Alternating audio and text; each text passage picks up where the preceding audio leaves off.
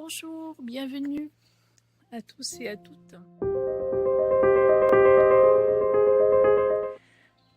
Donc,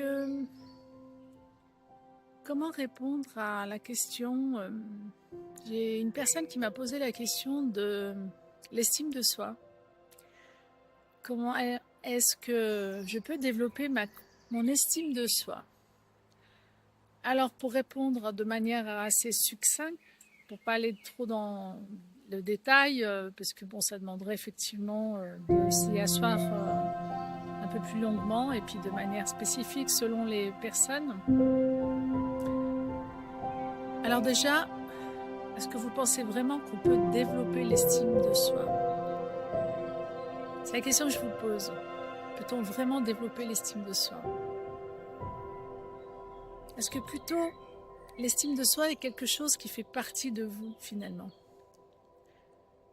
Regardez, c'est ce qu'on est intrinsèquement, on est déjà ce qu'on cherche et ce qu'on cherche nous cherche également. Il y a quelque chose en nous qui a besoin d'être révélé. Alors ça nous titille par des situations, par des rencontres. Ça peut être des rencontres qui nous titillent, des situations professionnelles ou autres, familiales, qui viennent un petit peu nous heurter, nous mettre, je dirais, en balancement, en déséquilibre. Et c'est pas toujours agréable. Mais si c'est là, c'est que ça a besoin d'être regardé. Toujours je parle de cette photographie, de ce focus. Allez, ça me dérange.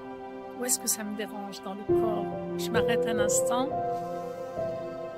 Je prends quelques respirations et j'essaye vraiment de contacter la texture. Comment est-ce que ça se loge? C'est plutôt contracté, plutôt serré.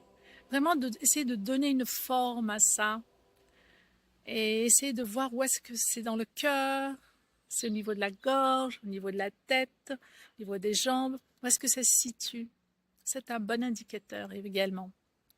Et une fois qu'on a identifié la couleur, la texture, la forme, de demander à ce qui nous dérange, à ce qui vient nous heurter, qui peut donner un petit peu l'effet d'un manque d'estime de soi. Quel est le message?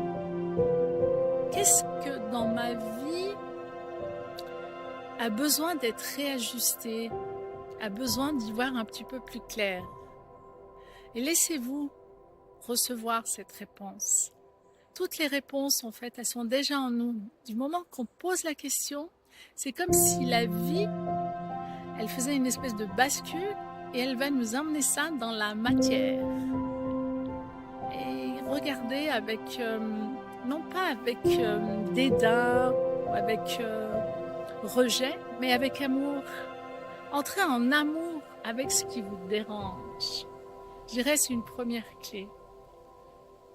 Et comme je pratique l'art-thérapie holistique, moi je propose toujours pour mettre ça dans la matrice, sur le plan matériel, vraiment d'aller l'écrire, le dessiner, le rendre sous une forme symbolique, artistique, pour que ça sorte de vous de manière à vraiment à conscientiser et à libérer, oui, mais c'est surtout de le regarder avec amour. Voilà, de ne pas vouloir vous en débarrasser, mais d'embrasser ça. C'est parti, ça fait partie de nous, voilà. Alors je crois qu'il y a une branche qui est tombée sur ma tête, voilà, vraiment de laisser tomber et de l'accueillir dans le cœur, voilà. Et de vous accueillir dans cette légèreté, cette simplicité. La vie est simple. Quand c'est compliqué, c'est qu'on est à côté de la vie, voilà. Donc profitez de chaque instant que la vie vous offre et vivez. À très bientôt.